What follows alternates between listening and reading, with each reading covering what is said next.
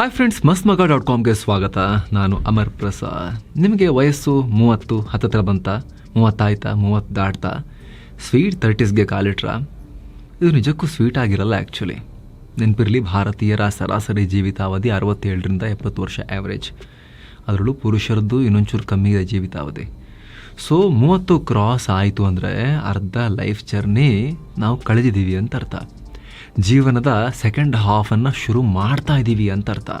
30 ಆಗ್ತಿದ್ದ ಹಾಗೆ ದೇಹ ನಿಧಾನಕ್ಕೆ ಒಂದೊಂದೇ ಸಿಗ್ನಲ್ ಕೊಡೋಕೆ ಶುರು ಮಾಡುತ್ತೆ, ಕಂಟ್ರೋಲ್ ಕಳ್ಕೊಳ್ಳೋಕೆ ಶುರು ಮಾಡುತ್ತೆ, ಆರೋಗ್ಯ ಚೇಂಜ್ ಆಗೋಕ್ಕೆ ಶುರುವಾಗುತ್ತೆ, ಅಲ್ಲಿ ನೋವು ಇಲ್ಲಿ ನೋವು ಕಾಮನ್ ಆಗೋಕ್ಕೆ ಶುರುವಾಗುತ್ತೆ. ಸೊ ಪ್ರತಿಯೊಬ್ಬರಿಗೂ ಇದು ತಮ್ಮ ಲೈಫ್ ಸ್ಟೈಲ್ ಚೇಂಜ್ ಮಾಡಿಕೊಳ್ಳೋ ನಿರ್ಣಾಯಕ ಕಾಲಘಟ್ಟ. ದೈಹಿಕವಾಗಿ ಮಾನಸಿಕವಾಗಿ ತಮ್ಮ ಮೇಲೆ ತಾವು ಗಮನ ಕೊಡೋಕ್ಕೆ ಶುರು ಮಾಡಲೇಬೇಕಾಗಿರೋ ಟೈಮ್. ಹಾಗಿದ್ರೆ ಈ ಆಫ್ಟರ್ 30ಯ ಎಫೆಕ್ಟ್ಸ್ ಏನೇನಿರುತ್ತೆ? ಎದುರಾಗೋ ದೈಹಿಕ ಮಾನಸಿಕ ಸಮಸ್ಯೆಗಳನ್ನು ಕೌಂಟರ್ ಮಾಡೋದು ಹೇಗೆ? ಲೈಫ್ ಸ್ಟೈಲ್ನಲ್ಲಿ ಏನೆಲ್ಲ ಬದಲಾವಣೆ ಮಾಡಿಕೊಳ್ಳಲೇಬೇಕಾಗತ್ತೆ? ಇದನ್ನು ತಿಳ್ಕೊಳ್ಳೋದು ತುಂಬ ಮುಖ್ಯ. ಯಂಗಿದ್ದಾಗ ಟೀನೇಜಲ್ಲಿ ಮತ್ತು 20ಸಲ್ಲಿ ನೆಲ ಗುದ್ದಿ ನೀರು ತೆಗಿತೀನಿ ಅಂತಾರೆ, ಕಲ್ಲು ತಿಂದು ಅರಗಿಸ್ಕೊಳ್ತೀನಿ ಅಂತಾರೆ.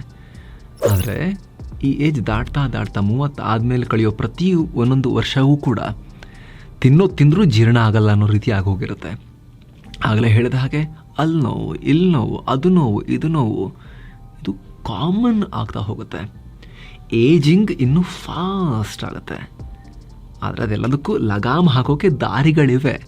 ಅದನ್ನು ನಾವಿಲ್ಲಿ ಡಿಸ್ಕಸ್ ಮಾಡ್ತಾ ಹೋಗೋಣ. ಮಿಸ್ ಮಾಡದೆ ಕಡೆ ತನಕ ನೋಡ್ತಾ ಹೋಗಿ. ಕುಸಿಯುತ್ತೆ ಮಸಲ್ ಮಾಸ್. ಸ್ನೇಹಿತರೆ, ವಯಸ್ಸಾದಂತೆ ದೇಹದ ಮಸಲ್ ಮಾಸ್, ಸ್ನಾಯುಗಳ ತೂಕ ಕಮ್ಮಿ ಆಗುತ್ತೆ. ಅದರಲ್ಲೂ 30ರ ನಂತರ ಇದು ಇನ್ನಷ್ಟು ವೇಗ ಪಡ್ಕೊಳ್ಳುತ್ತೆ. ಅಮೆರಿಕದ ಹಾರ್ವರ್ಡ್ ಯೂನಿವರ್ಸಿಟಿಯ ಹೆಲ್ತ್ ರಿಪೋರ್ಟ್ ಅದರ ಪ್ರಕಾರ 30 ಆದಮೇಲೆ ಪ್ರತಿ 10 ವರ್ಷಕ್ಕೆ ನಮ್ಮ ಮಸಲ್ ಮಾಸ್ 3-5% ಕಿತ್ಕೊಂಡು ಹೋಗ್ತಾ ಇರುತ್ತೆ. ಹೀಗಾಗಬಾರ್ದು ಅಂದರೆ ಪುರುಷರು ವಾರಕ್ಕೆ ಕನಿಷ್ಠ 2 ಸೆಷನ್ಗಳು ಮಿನಿಮಮ್ ಎಕ್ಸಸೈಸ್ ಮಾಡಲೇಬೇಕು, ವೆಯ್ಟ್ ಟ್ರೈನಿಂಗ್ ಮಾಡಲೇಬೇಕು. ಶಕ್ತಿ ಜಾಸ್ತಿ ಮಾಡಿಕೊಳ್ಳುವಂತಹ ಸ್ಟ್ರೆಂತ್ ಟ್ರೈನಿಂಗ್ ಮಾಡೋದು ಬೇಕೇ ಬೇಕು. ಕೇವಲ ಮಸಲ್ ಮಾಸ್ ಮೇಂಟೈನ್ ಮಾಡೋಕ್ಕೆ ಅಂತ ಅಷ್ಟೇ ಅಲ್ಲ, ಮಸಲ್ಸ್ ಚೆನ್ನಾಗಿ ಕೆಲಸ ಮಾಡೋಕ್ಕೂ ಎಕ್ಸಸೈಸ್ನ ಅವಶ್ಯಕತೆ ಇದೆ. ಇನ್ನು ಹರ್ಕೊಂಡು ಎಕ್ಸಸೈಸ್ ಮಾಡೋದ್ರ ಜೊತೆಗೆ, ಬಟ್ಟೆ ಹರ್ಕೊಂಡು ಎಕ್ಸಸೈಸ್ ಮಾಡೋದ್ರ ಜೊತೆಗೆ ಆ ಮಸಲ್ ರಿಪೇರಿಗೆ ಅಗತ್ಯವಾಗಿ ಪ್ರೋಟೀನ್ ಕನ್ಸಂಪ್ಷನ್ ಕೂಡ ವೆರಿ ಇಂಪಾರ್ಟೆಂಟ್. 30 ವರ್ಷಕ್ಕೂ ಮುಂಚೆ ನಿಮ್ಮ ಫುಡ್ ಹ್ಯಾಬಿಟ್ಸ್ ಹೇಗಿದ್ರೂ ಕೂಡ ದೇಹ ಏನೋ ತಡ್ಕೊಳ್ತಾ ಇರುತ್ತೆ. ಆದರೆ ಅದಾದ ನಂತರ ತಡ್ಕೊಳ್ಳೋದಿಲ್ಲ, ರಿಯಾಕ್ಷನ್ ಕೊಡೋಕೆ ಶುರು ಮಾಡುತ್ತೆ. ಸರಿಯಾದ ಆಹಾರ ಇಂಪಾರ್ಟೆಂಟ್. ಧಾನ್ಯಗಳು, ಡ್ರೈ ಫ್ರೂಟ್ಸ್, ನಟ್ಸ್, ಹಾಲಿನ ಪದಾರ್ಥ, ನಾನ್ ವೆಜ್ ಆಗಿರ್ಬೋದು, ತರಕಾರಿ ಆಗಿರ್ಬೋದು, ಇವೆಲ್ಲ ಸರಿಯಾದ ಅಳತೆಯಲ್ಲಿ ಡಯಟ್ನಲ್ಲಿ ಸೇರಿಸ್ಕೋಬೇಕು. ಇನ್ನು ನೀವು ವ್ಯಾಯಾಮ ಮಾಡಿದ್ಮೇಲೆ ಮಸಲ್ಸ್ ರಿಕವರಿ ಆಗೋದು, ಪ್ರೋಟೀನ್ ಎಷ್ಟು ಇಂಪಾರ್ಟೆಂಟೋ ನಿದ್ದೆ ಕೂಡ ಅಷ್ಟೇ ಇಂಪಾರ್ಟೆಂಟ್. ದುಡಿತಾ ಇದ್ದೀನಿ, ದುಡಿಬೇಕು, ಲೈಫಲ್ಲಿ ಬೇಗ ಸೆಟ್ಲ್ ಆಗಬೇಕು ಅಂಥೇಳಿ ನಿದ್ದೆನೂ ಮಾಡದೆ ಒದ್ದಾಡಿದ್ರೆ, ನಿಮ್ಮನ್ನು ಬರ್ನೌಟ್ ಮಾಡಿಕೊಂಡ್ರೆ ದೀಪ ನೀವು ಜೋರಾಗಿ ಉರಿಸಿದ್ರೆ ಇಂಧನ ಬೇಗ ಖಾಲಿಯಾಗಿ ಬೇಗ ಆಫ್ ಆಗಿಬಿಡುತ್ತೆ ದೀಪ. ನೀವು ಸಣ್ಣಕ್ಕೆ ಉರಿಸಿದ್ರೆ ತುಂಬ ಲಾಂಗ್ ಟರ್ಮ್ ತನಕ ದೀಪ ಉರಿಯುತ್ತೆ. ಹಾಗೆ ದೇಹ ಮತ್ತು ಆಯಸ್ಸು ಕೂಡ. ಹಾಗಾಗಿ ನಿದ್ದೆ ಮಾಡಿ. ಮಿನಿಮಮ್ 7-8 ಗಂಟೆ ನಿದ್ದೆಗೆ ನೀವು ಕೊಡೋದನ್ನು ಯಾವ ಕಾರಣಕ್ಕೂ ಮಿಸ್ ಮಾಡಬೇಡಿ. ಚೆನ್ನಾಗಿ ದುಡೀರಿ, ಚೆನ್ನಾಗಿ ವರ್ಕೌಟ್ ಮಾಡಿ. 7-8 ಗಂಟೆ ಚೆನ್ನಾಗಿ ರೆಸ್ಟ್ ಮಾಡಿ, ನಿದ್ದೆ ಮಾಡಿ. ನ್ಯೂಟ್ರಿಷಿಯಸ್ ಆಹಾರವನ್ನು ತಿನ್ನಿ. ಶುಗರ್ ಮುಟ್ಟಬೇಡಿ, ಆಯಿಲ್ ಐಟಮ್ ಮುಟ್ಟಬೇಡಿ. ನಿಮ್ಮ 90% ಸಮಸ್ಯೆಗಳು ಸಾಲ್ವ್ ಆಗಿಬಿಡ್ತವೆ. ನಿಮಗೆ ವಯಸ್ಸು ನಿಧಾನಕ್ಕಾಗತ್ತೆ, ಸ್ಲೋ ಆಗುತ್ತೆ ಮೆಟಬಲಿಸಮ್. ಎಸ್, ಏಜ್ ಆಗ್ತಾ ದೇಹದ ಮೆಟಬಲಿಸಮ್ ಅಥವಾ ಚಯಾಪಚಯ ಶಕ್ತಿ ಕಮ್ಮಿ ಆಗುತ್ತೆ. ಮೆಟಬಲಿಸಮ್ ಅಂದರೆ ನಾವು ತಿನ್ನೋ ಆಹಾರವನ್ನು ಶಕ್ತಿಯಾಗಿ ಕನ್ವರ್ಟ್ ಮಾಡೋ ಒಂದು ವ್ಯವಸ್ಥೆ ನಮ್ಮೊಳಗಡೆ. ಈ ವ್ಯವಸ್ಥೆ ವೀಕ್ ಆದರೆ ನಾವು ಮೊದಲು ತಿಂದಷ್ಟೇ ಆಹಾರ ತಿಂದರೂ ಕೂಡ ತೂಕ ಹೆವಿ ಆಗ್ತಾ ಹೋಗುತ್ತೆ. ಮುಖ್ಯವಾಗಿ ಸೊಂಟದ ಸುತ್ತ ಈ ಲವ್ ಹ್ಯಾಂಡಲ್ಸ್ ಫ್ಯಾಟ್ ಸ್ಟೋರ್ ಆಗ್ತಾ ಹೋಗುತ್ತೆ, ಟೈರ್ ಬೆಳೆಯೋಕ್ಕೆ ಶುರುವಾಗುತ್ತೆ. ಸೊ 30 ಆದಮೇಲೆ ವೇಸ್ಟ್ ಸೈಜ್ ಮೇಲೆ ನಿಗಾ ಇಡಲೇಬೇಕು. ಸೊಂಟದ ಅಳತೆ ಮೇಲೆ 30 ಆದಮೇಲೆ ಗಮನ ಇಟ್ಕೊಂಡೇ ಇರಬೇಕು. ಜಾಸ್ತಿ ಆಗ್ತಾ ಹೋದರೆ ಟೈಪ್ 2 ಡಯಾಬಿಟೀಸ್, ಹೃದಯ ಸಂಬಂಧಿ ಕಾಯಿಲೆಗಳು ಶುರುವಾಗೋ ಚಾನ್ಸಸ್ ಇರುತ್ತೆ. ನಿಮಗೆ ಗೊತ್ತಿರಲಿ, ಭಾರತದಲ್ಲಿ 46% ಟೈಪ್ 2 ಡಯಾಬಿಟೀಸ್ ಪೇಷಂಟ್ಗಳಿಗೆ 40ನೇ ವಯಸ್ಸಿಗೆ ಮುಂಚೆನೇ ಡಯಾಬಿಟೀಸ್ ಬರ್ತಾ ಇದೆ. ಹೀಗಾಗಿ ಈ ಮಿಡಲ್ ಏಜ್ನ ಆರಂಭಿಕ ವರ್ಷಗಳಲ್ಲಿ ಹುಷಾರಾಗಿರೋದು ವೆರಿ ಇಂಪಾರ್ಟೆಂಟ್. ಸಾಮಾನ್ಯವಾಗಿ ನೀವು ಎಷ್ಟು ಎತ್ತರ ಇರ್ತೀರಾ ಅದರ ಅರ್ಧದಷ್ಟು ನಿಮ್ಮ ನಡುವಿನ ಗಾತ್ರ ಇರಬೇಕು ಅಂತ ಹೇಳ್ತಾರೆ. ಅಂದರೆ ನೀವು 6 ಅಡಿ ಅಥವಾ 72 ಇಂಚು ಹೈಟ್ ಇದ್ದರೆ ನಿಮ್ಮ ವೇಸ್ಟ್ ಲೈನ್ ಅದರಲ್ಲಿ 36 ಅರೌಂಡ್ ಇರಬೇಕು. ಹೀಗೆ ಹೈಟ್ ಪ್ರಕಾರವೂ ಲೆಕ್ಕ ಹಾಕೋಬೋದು. ಅಥವಾ ಯಾವುದೇ ಕಾರಣಕ್ಕೂ ನಿಮ್ಮ ಸೊಂಟದ ಅಳತೆ 37 ಇಂಚು ಯಾವ ಕಾರಣಕ್ಕೂ ಮೀರಂಗೇನೇ ಇಲ್ಲ. ಸೆಂಟಿಮೀಟ್ರಲ್ಲಿ 94 ಸೆಂಟಿಮೀಟರ್ ಮೀರಂಗೇನೇ ಇಲ್ಲ. ಮಹಿಳೆಯರಾದರೆ 80 ಸೆಂಟಿಮೀಟ್ರ್ ಮೀರಂಗಿಲ್ಲ. ಇದನ್ನು ಮೇಂಟೈನ್ ಮಾಡೋಕ್ಕೆ ಡಯಟ್ ಕಂಟ್ರೋಲ್ನಲ್ಲಿ ಇಟ್ಕೋಬೇಕು. ಮುಖ್ಯವಾಗಿ ಪ್ರಾಸೆಸ್ಡ್ ಫುಡ್ಡನ್ನು ಅವಾಯ್ಡ್ ಮಾಡಬೇಕು. ಸಕ್ಕರೆ ಮತ್ತು ಎಣ್ಣೆಯಲ್ಲಿ ಅದ್ದಿ ತೆಗೆದಿರೋ ವಸ್ತುಗಳನ್ನು ಕಮ್ಮಿ ಮಾಡಿದಷ್ಟು ಒಳ್ಳೆಯದು, ಬಿಟ್ಟಷ್ಟು ಒಳ್ಳೆಯದು. ನೀರು ಕುಡಿಯೋದನ್ನು ಜಾಸ್ತಿ ಮಾಡಬೇಕು. ಈಗ ನೀವು 30 ಕ್ರಾಸ್ ಮಾಡಿದ್ದೀರಿ ಅಂದರೆ ಲಾಸ್ಟ್ 10 ಇಯರ್ಸ್ ನೀವು ಹೆಚ್ಚಿನವರು ಉದ್ಯೋಗಕ್ಕೆ ಅಂಥೇಳಿ ಮನೆ ಬಿಟ್ಟು ನಗರಗಳಿಗೆ ಬಂದಿರೋರೇ ಜಾಸ್ತಿ ಇರ್ತೀರ. ತುಂಬ ದೊಡ್ಡ ಪ್ರಮಾಣದ ಜನ ಆ ರೀತಿ ವೀಕ್ಷಕರು ಇರ್ತಾರೆ, ಮನೆಯಿಂದ ಹೊರಗಿರ್ತಾರೆ. ಆರಂಭದಲ್ಲಿ ಸ್ಯಾಲ್ರಿ ಕೂಡ ಕಮ್ಮಿ ಇರುತ್ತೆ. ಮೊದಲ ವರ್ಷ, 2ನೇ ವರ್ಷ, 3ನೇ ವರ್ಷ, 4ನೇ ವರ್ಷ ಕಮ್ಮಿ ಸ್ಯಾಲ್ರಿ, ರೂಮಲ್ಲಿ ಫ್ರೆಂಡ್ಸ್ ಜೊತೆಗೆ ಶೇರಿಂಗ್ ವಾಸ, ರೋಡ್ ಸೈಡ್ ಎಗ್ ರೈಸು, ಕಬಾಬು, ಬಿರಿಯಾನಿಗಳು, ಇದು ಡೈಲಿ ಫುಡ್ ಹ್ಯಾಬಿಟ್ ಆಗಿರುತ್ತೆ. ಮನೇಲಿ ಅಡುಗೆ ಮಾಡ್ಕೊಳ್ಳೋಷ್ಟು ಟೈಮೂ ಇರಲ್ಲ. ಆರಂಭಿಕ ದಿನಗಳಲ್ಲಿ ಚೆನ್ನಾಗಿ ದುಡಿಬೇಕಾಗಿರುತ್ತೆ, ಕಲಿಬೇಕಾಗಿರುತ್ತೆ. ಸೊ ಏನೋ ನಡೆಯುತ್ತೆ. ಈ ಟೈಮ್ನಲ್ಲಿ ದೇಹ ಹೆಂಗೋ ಅಡ್ಜಸ್ಟ್ ಮಾಡ್ಕೊಳ್ಳುತ್ತೆ. ತೀರಾ ವೆಯ್ಟ್ಗೇನು ಆಗಲ್ಲ 20, 22, 23, 24ರಲ್ಲೆಲ್ಲ. ಆದರೆ 25 ನಂತರ ನಿಧಾನಕ್ಕೆ ವೆಯ್ಟ್ ಗೇನ್ ಆಗ್ತಾ ಬಂದಿರ್ತೀರಿ. 30 ಅಷ್ಟೊತ್ತಿಗೆ ಅಪಾಯದ ಸಿಗ್ನಲ್ಸ್. ನೀವು ಶರ್ಟ್ ತೆಗೆದು ಕನ್ನಡಿ ಮುಂದೆ ನಿಂತಾಗ ಲೈಟ್ ಆನ್ ಆಗಿ ನಿಮ್ಮ ಕಣ್ಣಿಗೆ ಹೊಡೆಯೋಕ್ಕೆ ಶುರುವಾಗಿರುತ್ತೆ. ಇದನ್ನು ಸೂಕ್ಷ್ಮವಾಗಿ ಎಲ್ಲರೂ ಒಂದ್ಸಲಿ ರೀಕ್ಯಾಪ್ ಮಾಡ್ಕೊಂಡು ನೋಡಿ ನಿಮ್ಮ ಲೈಫ್ನ. ನಿಮಗೆ ಇದು ನಿಜ ಅಂತ ಅನ್ಸುತ್ತೆ. ಹಾಗಾಗಿ ರೈಟ್ ಟೈಮ್ ಇದು ಆ್ಯಕ್ಷನ್ ತಗೊಳ್ಳೋಕೆ. ಇಳಿಯುತ್ತೆ ಬೋನ್ ಡೆನ್ಸಿಟಿ. ಅಡ್ವರ್ಟೈಸ್ಮೆಂಟ್ಗಳಲ್ಲಿ ಮಹಿಳೆಯರಿಗೆ ಮಾತ್ರ ಬೋನ್ ಡೆನ್ಸಿಟಿ ಕಮ್ಮಿ ಆಗುತ್ತೆ ಅಂತ ಹೇಳ್ತಾರೆ. ಅವರಿಗೆ ಸಪ್ರೇಟ್ ಚಾಕ್ಲೇಟ್ ಡ್ರಿಂಕ್ಗಳು ಕೂಡ ಮಾರ್ಕೆಟ್ನಲ್ಲಿವೆ. ಹಾಗಿದ್ರೆ ಪುರುಷರಿಗೇನು ಮೂಳೆ ಇರಲ್ವಾ? ಪುರುಷರಿಗೂ ವಯಸ್ಸಾದಂತೆ ಬೋನ್ ಡೆನ್ಸಿಟಿ ಕಮ್ಮಿ ಆಗತ್ತೆ. ಮಹಿಳೆಯರಿಗೆ ಸ್ವಲ್ಪ ಜಾಸ್ತಿ ಆಗ್ಬೋದು ಬಯಾಲಜಿಕಲ್ ರೀಸನ್ಸ್ನಿಂದ, ಆದರೆ ಪುರುಷರಿಗೂ ಕಮ್ಮಿ ಆಗುತ್ತೆ. ಇದರಿಂದ ಆಸ್ಟಿಯೋಪೊರೋಸಿಸ್ನಂತಹ ಮೂಳೆಯ ಸಮಸ್ಯೆ ಬರುತ್ತೆ. ಸಣ್ಣ ಏಟಾದರೂ ಮೂಳೆ ಮುರಿದೇ ಹೋಗುವಷ್ಟು ವೀಕ್ ಆಗಿರುತ್ತೆ. ಇದನ್ನು ಅವಾಯ್ಡ್ ಮಾಡೋಕ್ಕೆ ಕ್ಯಾಲ್ಶಿಯಂ, ವೈಟಮಿನ್ ಡಿ ಹೆಚ್ಚಿರೋ ಆಹಾರವನ್ನು ಸೇವಿಸಬೇಕು. ಧಾನ್ಯಗಳು, ಎಣ್ಣೆಕಾಳುಗಳು, ಹಾಲಿನ ಪದಾರ್ಥ, ಮಾಂಸಾಹಾರ ಇತ್ಯಾದಿ. ವೈಟಮಿನ್ ಡಿ ಬಹಳ ಕಮ್ಮಿ ಇದ್ದರೆ ವೈದ್ಯರ ಸಲಹೆಯಂತೆ ಸಪ್ಲಿಮೆಂಟ್ಸ್ ಕೂಡ ತಗೋಬೇಕು. ಇನ್ನು ಮೂಳೆಗಳ ಮೇಲೆ ಭಾರ ಹಾಕೋ ಎಕ್ಸಸೈಸ್ಗಳು, ವಾಕಿಂಗ್, ರನ್ನಿಂಗ್, ಸ್ಟ್ರೆಂತ್ ಟ್ರೈನಿಂಗ್ ಎಕ್ಸಸೈಸ್ಗಳನ್ನು ಮಾಡೋದ್ರಿಂದ ಬೋನ್ ಡೆನ್ಸಿಟಿ ಚೆನ್ನಾಗಿರುತ್ತೆ. ಹಾಗಂತ ದೇಹಕ್ಕೆ ಏನೂ ಕೊಡದೆ, ಪ್ರೋಟೀನೂ ಕೊಡದೆ, ವೈಟಮಿನ್ಸ್ ಮಿನರಲ್ಸು ಸರಿಯಾಗಿ ಕೊಡದೆ ಬರೀ ವರ್ಕೌಟ್ ಮಾತ್ರ ಮಾಡ್ತೀನಿ ಅಂದರೆ ಇರೋದು ಕೂಡ ಸೌದು ಹೋಗುತ್ತೆ. ಹಾಗಾಗಿ ಹುಷಾರಾಗಿರಿ. ಕೆಲವರು ಸೆಲ್ಫ್ ಮೆಡಿಕೇಶನ್ ಮಾಡ್ಕೊಂಡ್ಬಿಡ್ತಾರೆ. ಅವ್ರಿಗೆ ಅವರೇ ಡಾಕ್ಟ್ರುಗಳು, ಅವ್ರಿಗೆ ಅವರೇ ನ್ಯೂಟ್ರಿಷನಿಸ್ಟ್ಗಳೆಲ್ಲ ಅವರೇ ಪ್ಲಾನ್ ಮಾಡ್ಕೊಂಡ್ಬಿಡ್ತಾರೆ, ಯಾವುದೇ ಆಧಾರ ಇಲ್ಲದೆ. ಸೆಲ್ಫ್ ಮೆಡಿಕೇಶನ್ ಮಾಡ್ಕೋಬೇಡಿ, ಬಟ್ ಡಯಾಗ್ನೋಸ್ ಮಾಡ್ಕೊಳ್ಳಿ. ನಗರದಲ್ಲಿರೋರಿಗೆ ಈ ಫಾರ್ಮಸಿ ಬೇರೆ ಬೇರೆ ಆ್ಯಪ್ಗಳಲ್ಲಿ ಅಲ್ಲೇ ಬ್ಲಡ್ ಟೆಸ್ಟ್ಗಳನ್ನು, ಕಂಪ್ಲೀಟ್ ಬ್ಲಡ್ ಪಿಕ್ಚರನ್ನು ನೀವು ರಿಪೋರ್ಟ್ ತರಿಸ್ಕೊಬೋದು. ಇಲ್ಲ ಅಂದರೂ ನೀವೇ ನಿಯರೆಸ್ಟ್ ಯಾವ್ದಾದ್ರು ಲ್ಯಾಬ್ಗೆ ಹೋಗಿ ಟೆಸ್ಟ್ಗಳನ್ನು ಮಾಡಿಸ್ಕೋಬೋದು. ನಿಮ್ಮ ದೇಹದಲ್ಲಿ ವಿಟಮಿನ್ ಡಿ ಲೆವೆಲ್ ಎಷ್ಟಿದೆ, ಬಿ ಕಾಂಪ್ಲೆಕ್ಸ್ನ ಲೆವೆಲ್ ಎಷ್ಟಿದೆ, ಕ್ಯಾಲ್ಶಿಯಂ ಲೆವೆಲ್ ಎಷ್ಟಿದೆ, ಇದಂತೂ ಎಲ್ಲರೂ ತಿಳ್ಕೊಬೋದು ಆರಾಮಾಗಿ. ಈ ಟೆಸ್ಟ್ ಅಂತೂ ನಿಮಗೇನು ಯಾವುದೇ ಡಾಕ್ಟ್ರೇ ಬರ್ಕೊಡ್ಬೇಕಂತೇನಿಲ್ಲ. ಅದರಲ್ಲಿ ಬರೆದಿರ್ತಾರೆ ನಾರ್ಮಲ್ ರೇಂಜ್ ಎಷ್ಟು, ಡಿಫಿಷಿಯನ್ಸಿ ಎಷ್ಟು, ಅಪಾಯಕಾರಿ ಮಟ್ಟದಲ್ಲಿ ಡೆಫಿಷಿಯನ್ಸಿ ಇದೆಯಾ, ಎರಡನ್ನೂ ಕಂಪ್ಯಾರಿಸನ್ ಮಾಡಿ ಹಾಕಿರ್ತಾರೆ. ಅದನ್ನು ಮಾಡಿಸ್ಕೊಳ್ಳಿ ಎಲ್ಲರೂ.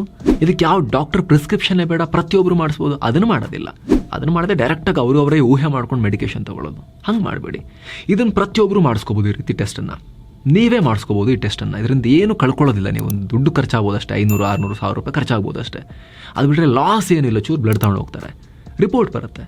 ಅಲ್ಲೇನಾದರೂ ಕಳವಳಕಾರಿಯಾಗಿ ರಿಪೋರ್ಟ್ ಇತ್ತು ಅಂತ ಹೇಳಿದ್ರೆ ಕೂಡಲೇ ನೆಕ್ಸ್ಟ್ ಸ್ಟೆಪ್ ಏನು, ನೀವೇ ಔಷಧಿ ತಗೊಳ್ಳೋದಲ್ಲ, ಡಾಕ್ಟ್ರ್ ಹತ್ರ ಹೋಗಿ, ಡಯಟಿಷಿಯನ್ ಹತ್ರ ಹೋಗಿ, ಅವ್ರ ಹತ್ರ ಸಲಹೆ ತಗೊಂಡು ಮುಂದಿನ ಸಪ್ಲಿಮೆಂಟೇಷನ್ ಬಗ್ಗೆ, ಟ್ರೀಟ್ಮೆಂಟ್ ಬಗ್ಗೆ ಪ್ಲ್ಯಾನ್ ಮಾಡ್ಕೊಳ್ಳಿ. 30 ದಾಟಿದ ಮೇಲೆ very very important.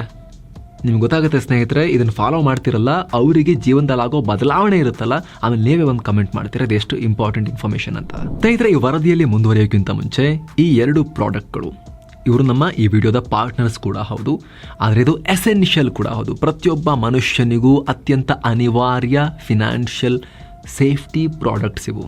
Term insurance ಏನು ಮಾಡುತ್ತೆ, ದುಡಿಯೋ ವ್ಯಕ್ತಿಗೆ ಏನಾದರೂ ಆಯಿತು ಅಂತ ಹೇಳಿದ್ರೆ ಆತನ ದುಡಿಮೆ ಮೇಲೆ ಡಿಪೆಂಡ್ ಆಗಿರೋ ಫ್ಯಾಮಿಲಿಯವರಿಗೆ ಲಂಸಮ್ ಅಮೌಂಟನ್ನು ಪೇ ಮಾಡುತ್ತೆ. ಅವರು ಪ್ರಸಕ್ತ ಯಾವ ರೀತಿ ಜೀವನ ನಡೆಸ್ತಿದ್ದಾರೋ ಅದೇ ರೀತಿಯಲ್ಲಿ ಫಿನಾನ್ಷಿಯಲ್ ಸ್ಟ್ರೆಸ್ಗೊಳಗಾಗದೆ ಜೀವನ ಮಾಡೋಕ್ಕೆ ಟರ್ಮ್ ಇನ್ಶೂರೆನ್ಸ್ ಹೆಲ್ಪ್ ಮಾಡುತ್ತೆ.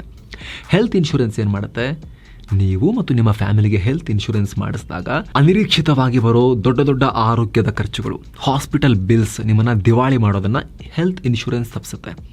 ಹೆಲ್ತನ್ನು ನೀವು ಇನ್ಶೋರ್ ಮಾಡಿಸಿರ್ತೀರ. ಹಾಸ್ಪಿಟಲ್ ಅಡ್ಮಿಷನ್ ಆಗಿ ಲಕ್ಷಾಂತರ ರೂಪಾಯಿ ಬಿಲ್ ಕಟ್ಟೋ ಪರಿಸ್ಥಿತಿ ಏನಾದರೂ ಬಂತು ಅಂದರೆ, ಏನು ದೊಡ್ಡ ಅಪಘಾತನೇ ಆಗಬೇಕಂತಿಲ್ವಲ್ಲ, ಅಪಘಾತನೂ ಕಾಮನ್ ನಮ್ಮ ಭಾರತದಲ್ಲಿ, ಅದೇ ಆಗಬೇಕಂತಿಲ್ಲ. ಒಂದು ಬ್ಯಾಡ್ ಸೊಳ್ಳೆ ಬಂದು ಕಚ್ಚಿದ್ರೆ ಸಾಕು, ಡೆಂಗ್ಯೂ, ಮಲೇರಿಯಾ, ಚಿಕನ್ಗುನ್ಯಾ ಏನು ಬೇಕಾದರೂ ಬರ್ಬೋದು ಈಗಿನ ಕಾಲದಲ್ಲಿ. ಆದರೆ ಬಿಲ್ ಸೊಳ್ಳೆ ಅಷ್ಟೇ ಸಣ್ಣ ಇರೋದಿಲ್ಲ, ಆನೆ ಗಾತ್ರದ ಬಿಲ್ ಬರುತ್ತೆ, ಲಕ್ಷಾಂತರ ರೂಪಾಯಿ ಬಿಲ್ ಬರುತ್ತೆ. ಹಾಗಾಗಿ ಆ ಬಿಲ್ನಿಂದ ನಿಮಗೆ ಹೆಲ್ತ್ ಇನ್ಶೂರೆನ್ಸ್ ಬಚಾವ್ ಮಾಡುತ್ತೆ. ಎಷ್ಟು ಯಂಗ್ ಏಜಲ್ಲಿ ಇದಕ್ಕೆ ಜಾಯ್ನ್ ಆಗ್ತೀವಿ ಅಷ್ಟು ಕಮ್ಮಿ ಇರುತ್ತೆ ಪ್ರೀಮಿಯಂ. ಟರ್ಮ್ ಇನ್ಶೂರೆನ್ಸ್ ಅಂತೂ 400-500 ರೂಪಾಯಿಂದೆಲ್ಲ ಆರಂಭ ಆಗುತ್ತೆ. ನಿಮ್ಮ ಏಜ್ ಮೇಲೆ ಡಿಪೆಂಡ್ ಆಗುತ್ತೆ. 1 ಕೋಟಿವರೆಗೂ ಕವರೇಜ್ ಸಿಗುತ್ತೆ. ಹೆಚ್ಚು ಕಮ್ಮಿ ಆದರೆ ಫ್ಯಾಮಿಲಿಗೆ ಅಷ್ಟು ದುಡ್ಡು at a time tax free ಆಗಿ ಲಂಸಮ್ ಆಗಿ ಸಿಗುತ್ತೆ. ಆ ಟರ್ಮ್ ಇನ್ಶೂರೆನ್ಸಲ್ಲೂ ಕೂಡ ಕೆಲವರಿಗೆ ಕಟ್ಟಿದ ದುಡ್ಡು ವಾಪಸ್ ಬರಬೇಕು ಅನ್ನೋ ಲೆಕ್ಕಾಚಾರ ಇರುತ್ತೆ. ಈಗ ಗಾಡಿಗೆ ಇನ್ಶೂರೆನ್ಸ್ ಮಾಡಿಸ್ತೀರಿ, ವರ್ಷ ವಾಪಸ್ ಕೊಡ್ತಾರೆ, ಹೆಚ್ಚು ಕಮ್ಮಿ ಆದರೆ ಮಾತ್ರ ಕೊಡ್ತಾರೆ. ಟರ್ಮ್ ಇನ್ಶೂರೆನ್ಸ್ ಕೂಡ ಅದೇ ರೀತಿ, ಏನಾದರೂ ಹೆಚ್ಚು ಕಮ್ಮಿ ಆದರೆ ದೊಡ್ಡ ಅಮೌಂಟೇ ಬರುತ್ತೆ ನಾರ್ಮಲ್ ಇನ್ಶೂರೆನ್ಸ್ಗಿಂತ. ಆ ರೀತಿಯ ಒಂದು ಫೀಚರ್ ಅದು. ಅದರಲ್ಲೂ ಕೂಡ ಆಪ್ಷನ್ ಇದೆ, ಕಂಪ್ಲೀಟ್ ಮನಿ ಬ್ಯಾಕ್ನ ಒಂದು ಆಪ್ಷನ್ ಕೂಡ ಇದೆ. ಅಂದರೆ 30 ವರ್ಷಕ್ಕೆ, ಈಗ 30 ವರ್ಷದ ವ್ಯಕ್ತಿ ನೆಕ್ಸ್ಟ್ 30 ಇಯರ್ಸ್ ನನ್ನ ಫ್ಯಾಮಿಲಿಗೆ ಒಂದು ಪ್ರೊಟೆಕ್ಷನ್ ಬೇಕು ಅಂತ ಹೇಳಿ 1 ಕೋಟಿಗೆ ಇನ್ಶೂರೆನ್ಸ್ ಮಾಡಿಸಿದ್ದಾರೆ ಅಂದರೆ ಆ 30 ಇಯರ್ಸ್ ಪೀರಿಯಡ್ನಲ್ಲಿ ಏನಾದರೂ ಹೆಚ್ಚು ಕಮ್ಮಿ ಆದರೆ ಅವರಿಗೆ ಆ ಫ್ಯಾಮಿಲಿಗೆ 1 ಕೋಟಿ ಸಿಗುತ್ತೆ. ಆದರೆ ಏನೂ ಆಗಲಿಲ್ಲ, ಆರಾಮಾಗಿ ನಾವು 60 ತನಕ ಬದುಕಿದ್ವಿ ಅಂದರೆ ನಾರ್ಮಲ್ ಟರ್ಮ್ ಇನ್ಶೂರೆನ್ಸಲ್ಲಿ ಏನೂ ವಾಪಸ್ ಬರಲ್ಲ. ಖುಷಿಯಾಗಿರ್ಬೇಕು ನಾವು, ಏನೂ ಆಗಲಿಲ್ಲ ನನಗೆ ಈ ಪೀರಿಯಡಲ್ಲಿ ಅಂತ. ಕೆಲವರಿಗೆ ಅದು ದುಡ್ಡು ವಾಪಸ್ ಬರಬೇಕು ಅನ್ನೋ ಲೆಕ್ಕಾಚಾರ ಇರುತ್ತೆ. ಅಂಥವರು ಪ್ರೀಮಿಯಂ ಸ್ವಲ್ಪ ಜಾಸ್ತಿ ಇರುತ್ತೆ, ಬಟ್ ಅವ್ರು ಕಟ್ಟಿರೋ ಅಷ್ಟು ದುಡ್ಡು ಅವರಿಗೆ ಕಟ್ಟಿರೋ ಅಮೌಂಟ್ ವಾಪಸ್ ಬರುತ್ತೆ ಆ ಪೀರಿಯಡಲ್ಲಿ ಅವ್ರಿಗೆ ಏನೂ ಆಗಲಿಲ್ಲ ಅಂದರೆ. ಆ ರೀತಿದು ಆಪ್ಷನ್ ಕೂಡ ಇರುತ್ತೆ. ಹೆಲ್ತ್ ಇನ್ಶೂರೆನ್ಸ್ನಲ್ಲೂ ಕೂಡ ಅಷ್ಟೇ. ನಿಮಗೆ ನೀವು ಮೊಬೈಲಿಗೆ ಏನು ರೀಚಾರ್ಜ್ ಮಾಡ್ತೀರೋ ಅದೇ ಕಾಸ್ಟ್ನಲ್ಲಿ ಮಿನಿಮಮ್ 5 ಲಕ್ಷ ರೂಪಾಯಿಂದ ಆರಂಭ ಆಗೋ ಹೆಲ್ತ್ ಕವರೇಜ್ ಸಿಗುತ್ತೆ. ಇಂಡಿವಿಜುವಲ್ಲು ಮಾಡಿಸ್ಬೋದು, ನಿಮ್ಮ ಫ್ಯಾಮಿಲಿಗೂ ಮಾಡಿಸ್ಬೋದು, ಗಂಡ ಹೆಂಡತಿ ಮಕ್ಕಳು ಸೇರಿಸ್ಕೊಂಡು ಕೂಡ ಮಾಡಿಸ್ಬೋದು. ಫ್ಯಾಮಿಲಿ ಫ್ಲೋಟರ್ಗಳನ್ನು ಮಾಡಿಸ್ಕೋಬೋದು. ಎಷ್ಟಾದರೂ ಮಾಡಿಸ್ಕೋಬೋದು. ನೀವು 20, 25, 30, 50 ಲಕ್ಷ ತನಕ ಬೇಕಾದರೂ ಎಷ್ಟು ಕಾರು ಮಾಡಿಸ್ಕೋಬೋದು. ನೀವು ಎಷ್ಟಕ್ಕೆ ಮಾಡಿಸ್ಕೊಳ್ತೀರಿ ಅಷ್ಟು ಕವರೇಜ್ ಇರುತ್ತೆ. ಡಿಸ್ಕ್ರಿಪ್ಷನಲ್ಲಿ ಮತ್ತು ಪಿನ್ ಮಾಡಿರೋ ಕಾಮೆಂಟ್ನಲ್ಲಿ ನಾವು 2ರದ್ದು ಲಿಂಕನ್ನು ಕೊಟ್ಟಿರ್ತೀವಿ. ಯಾರು ಇನ್ನೂ ಮಾಡಿಸ್ಲೇ ಇಲ್ಲ, ಈ 2 ಎಸೆನ್ಷಿಯಲ್ ಫೈನಾನ್ಷಿಯಲ್ ಪ್ರಾಡಕ್ಟ್ಸನ್ನು ನೀವು ತಗೊಳ್ಳೋದು ನಿಮಗೆ ಇಂಪಾರ್ಟೆಂಟ್ ಅಂತ ನಾವು ಕೂಡ ನಿಮಗೆ ರೆಕಮೆಂಡ್ ಮಾಡ್ತೀವಿ. ಆಸಕ್ತರು ಡಿಸ್ಕ್ರಿಪ್ಷನ್ ಮತ್ತು ಪಿನ್ ಮಾಡಿರೋ ಕಾಮೆಂಟ್ ಮೇಲೆ ಕ್ಲಿಕ್ ಮಾಡೋ ಮೂಲಕ ಭಾರತದ ಎಲ್ಲ ಪ್ರೊವೈಡರ್ಗಳ ಪ್ಲ್ಯಾನ್ಗಳನ್ನು ಕಂಪೇರ್ ಮಾಡಿ ನೀವು ಇದನ್ನು ಮಾಡಿಸ್ಕೊಳ್ಳೋಕೆ ಅಪ್ಲೈ ಮಾಡಬಹುದು. ಇನ್ನು ಈಗ ವರದಿಯಲ್ಲಿ ಮುಂದುವರಿಯೋಣ. ಹಾರ್ಟ್ ಹೆಲ್ತ್ ಬಗ್ಗೆ ಗಮನ. ಇತ್ತೀಚೆಗೆ 20-25 ವರ್ಷ ವಯಸ್ಸಿನ ಯುವಕರು, ಫಿಟ್ ಆಗಿರೋ ಯುವಕರೇ ಹೃದಯಾಘಾತದಿಂದ ಪ್ರಾಣ ಕಳ್ಕೊಳ್ತಿರೋ ಕೇಸನ್ನು ನೀವು ಗಮನಿಸಿರಬಹುದು. ಯಾಕಂದರೆ ವಯಸ್ಸಾದಂತೆ ಪುರುಷರಿಗೆ ಹೃದಯದ ಆರೋಗ್ಯ ಬಹಳ ಕ್ರೂಷಿಯಲ್ ಆಗುತ್ತೆ. ಮುಖ್ಯವಾಗಿ ರಕ್ತದಲ್ಲಿ ಕೊಲೆಸ್ಟ್ರಾಲ್ ಸೇರಿಕೊಳ್ಳೋದು ಹಾಗೂ ಬ್ಲಡ್ ಪ್ರೆಷರ್ ಸಮಸ್ಯೆಗಳು ಶುರುವಾಗೋ ಅಪಾಯ ಇರುತ್ತೆ.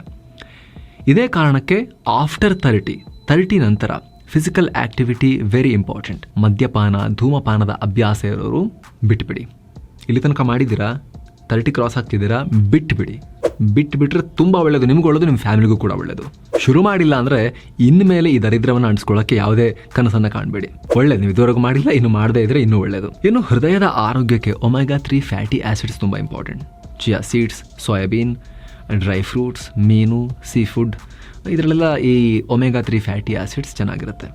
ಇನ್ನು ಸ್ಟ್ರೆಸ್ ಜಾಸ್ತಿ ಆದರೂ ಕೂಡ ಹೃದಯಕ್ಕೆ ಒಳ್ಳೆಯದಲ್ಲ. ಸೊ ಒಂದಷ್ಟು ರಿಲ್ಯಾಕ್ಸಿಂಗ್ ಆ್ಯಕ್ಟಿವಿಟಿಯಲ್ಲಿ ಪಾಲ್ಗೊಳ್ಳೋದು ಮುಖ್ಯ.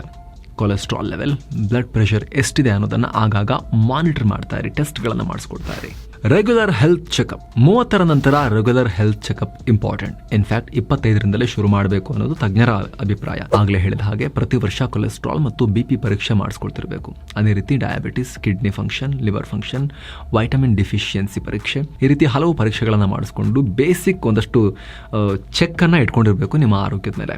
Prevention is better than cure ಅಂತ ಹೇಳ್ತಾರೆ. ಸೊ ಯಾವುದೇ ಸಮಸ್ಯೆಗಳು ಬರೋಕ್ಕೂ ಮುಂಚೆ ಅವುಗಳನ್ನು ತಡೆಗಟ್ಟು ತುಂಬ ಇಂಪಾರ್ಟೆಂಟ್.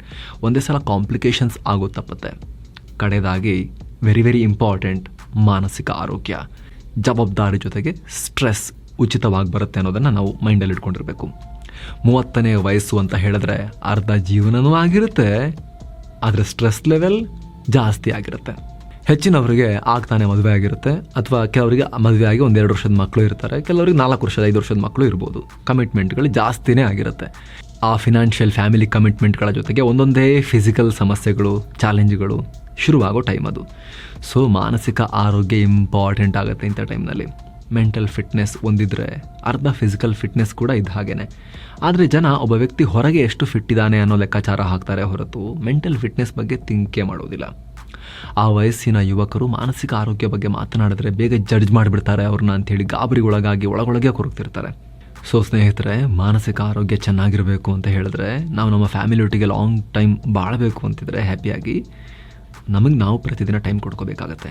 ಸೆಲ್ಫ್ ಕೇರಿಂಗ್ ಆ್ಯಕ್ಟಿವಿಟೀಸ್ ಇರಬೇಕು. ಯಾವಾಗಲೂ ಸಮಾಧಾನದಿಂದ ಇರೋಕ್ಕೆ ಪ್ರಯತ್ನ ಪಡಬೇಕು. ಓದುವ, ಬರೆಯುವ ಅಭ್ಯಾಸ ಇದ್ದರೆ ಒಳ್ಳೆಯದು. ಮುಖ್ಯವಾಗಿ ನಿಮ್ಮ ಹಾಬೀಸ್ ಏನಿರುತ್ತೆ.